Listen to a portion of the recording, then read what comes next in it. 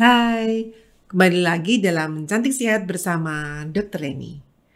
Meskipun tidak menyebabkan dampak atau efek samping tertentu pada kulit, memiliki flek hitam memang terkadang dapat mengganggu kepercayaan diri, apalagi jika jumlahnya terus bertambah. Pengertian flek hitam dan apa penyebabnya sudah saya bahas di video sebelumnya ya. Kali ini saya akan membahas tentang pencegahan munculnya flek hitam. Apa saja yang perlu dilakukan agar flek hitam tidak muncul meski usia terus bertambah. Jangan lupa like, subscribe, dan share video ini ya.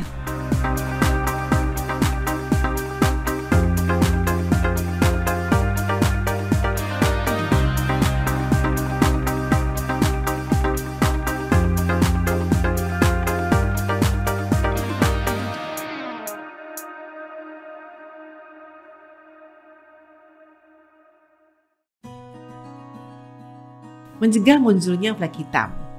Flek hitam bisa dilihat dari faktor penyebabnya kalau kita mau mencegah.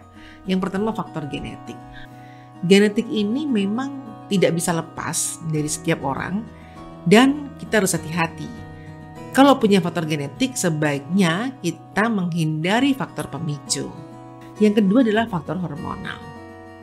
Apabila seseorang mempunyai faktor genetik, artinya kita harus menghindari juga untuk terpaparnya dengan hormon, misalnya suntik KB, pil KB, susu KB, kemudian juga kapsul atau pil yang berfungsi hormon misalnya pada saat menopause.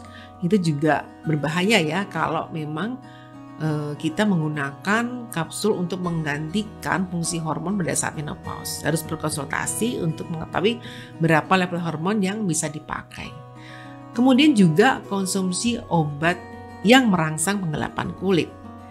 Bagi orang yang mengkonsumsi obat yang merangsang penggelapan, misalnya pada obat-obat untuk anti kejang, pada infeksi kusta, itu apabila kita menunggu sampai selesai pengobatan, itu akan kembali ke normal lagi kulitnya. Jadi jangan khawatir pada saat terapi dilakukan, sebaiknya memang menghindari matahari sebanyak mungkin.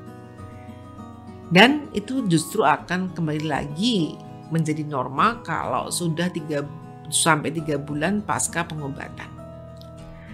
Namun jika konsumsi obat ini jangka panjang, nah tadi sudah saya bilang kalau kita harus menghindari faktor-faktor pemicu. Paparan matahari juga bisa dicegah dengan menggunakan tabir surya yang bersifat fisik maupun kemis. Misalnya kalau bersifat fisik kita menggunakan payung, kemudian topi, kemudian juga jaket, baju, sarung tangan, kaos kaki.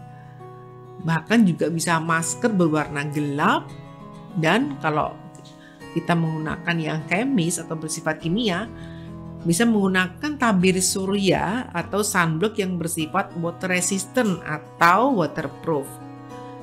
Terutama kalau kita misalnya berenang, kemudian olahraga, itu kan ada keringat yang bisa melunturkan sunblock yang kita pakai. Sehingga kalau kita nggak pengen pakai berkali-kali, maka kita bisa menggunakan sunblock yang bersifat waterproof atau water resistant, artinya dia tahan dengan air. Kemudian penyebabnya apabila kosmetik, maka kita harus menghindari apabila kita memakai kosmetik itu terjadi peradangan. Nah, itu harus dihentikan kosmetiknya. Jangan nekat dipakai lagi karena akan menimbulkan proses namanya hiperpigmentasi pasca inflamasi atau penggelapan kulit akibat peradangan sebelumnya. Kemudian kalau pemakaian krim racikan jangka panjang, nah ini yang jadi penyebab sebagian besar kaum wanita atau yang berobat menggunakan krim racikan, sehingga akan muncul yang dinamakan dengan rebound effect atau flek yang lebih gelap dari sebelumnya, atau justru akan mengalami kerusakan lebih luas karena dia nggak konsultasi kemudian memakai krim racikan sendiri. Nah, sekarang kita membahas tentang pengobatan flek hitam. Pengobatan flek hitam berdasar dari jenis fleknya. Yang pertama adalah epidermis atau permukaan, yang kedua adalah dermis. Nah, epidermis ini karena di permukaan, maka kita bisa menggunakan krim yang bersifat keratolitik atau untuk mengelupaskan pigmen yang menempel di permukaan. Kemudian juga bisa dicampur dengan krim yang menghambat pigmen itu muncul. Nah, apabila terjadi pengelupasan, maka kita gunakan krim yang untuk menghambat peradangan akibat pengelupasan itu. Nah, ketiga krim itu biasanya kita sebut dengan krim racikan untuk flek. Ironisnya, krim racikan ini disalahgunakan sebagai krim untuk membuat wajah tampak glowing atau putih mengkilap. Akibat dari pemakaian krim terus-menerus ini akan menumbuhkan bulu rambut di wajah. Kemudian pemutarannya jadi melebar. Kulitnya terlihat tipis. Dan bisa juga terdapat rebound pigment atau flek yang lebih banyak dari sebelumnya. Oleh karena itu, krim racikan ini harus dipakai sesuai dengan resep dokter dan dokternya juga berkompeten. Yang kedua, apabila kita mempunyai flek dari dermis. Karena posisinya di dalam, maka yang di dalam itu kan adanya kolagen. Nah, kolagen ini kita buat supaya cepat menebal, berganti, dan bisa menjadikan pigmen di dalamnya juga akan hilang. Caranya dengan membuat kolagen itu terus-menerus tumbuh. Kita memakan banyak makanan berprotein tinggi, kemudian juga tidak kehilangan waktu tidur sehingga kolagen nggak terputus ya. Dan terapinya bisa kita pakai adalah dengan menggunakan laser. Laser memecah pigmen atau flek, kemudian juga meregenerasi lapisan kulit yang menghasilkan pigmen sehingga bisa mengatur pigmen yang muncul.